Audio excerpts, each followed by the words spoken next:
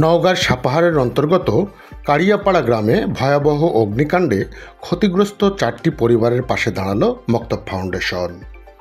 ক্ষতিগ্রস্ত 4 পরিবারকে দৈনন্দিন ব্যবহারের জিনিসপত্র প্রদান করেন মক্তব ফাউন্ডেশন।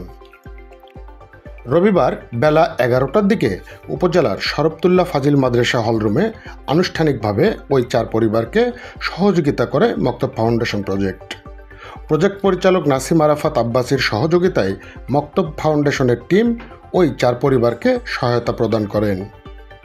এ সময় ক্ষতিগ্রস্ত পরিবারের মাঝে দৈনন্দিন ব্যবহারের জিনিসপত্র যেমন ছোট বড় সাইজের হাঁড়ি, কড়াই, গামলা, চামচ, 2-3 প্রকার থালা, মগ, প্লাস্টিক কিছু জিনিসপত্র আদি, পোশাক, 3 বান টিন, মোবাইল ফোন ইত্যাদি।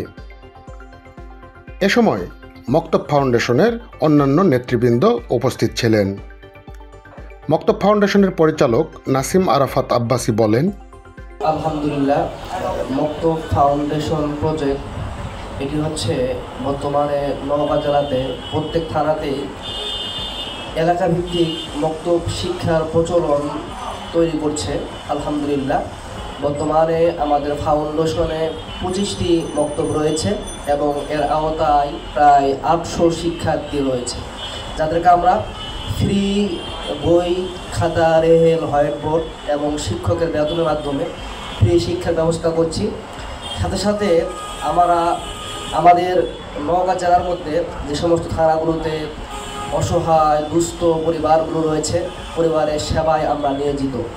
সেক্ষেত্রে আমরা দেখলাম একজন আলেম পরিবারের 4 জন পরিবার তারা দুস্থ অবস্থায় রয়েছে, আগুনের সংকট অবস্থায়। আলহামদুলিল্লাহ, আমাদের ফাউন্ডেশন থেকে আমরা যতটুকু পেরেছি সাহায্য করেছি। আগামীতেও আমরা এভাবে সর্ব অবস্থায় এই সমস্ত কল্যাণকর কাজে আমাদের ফাউন্ডেশন অব্যাহত থাকবে ইনশাআল্লাহ।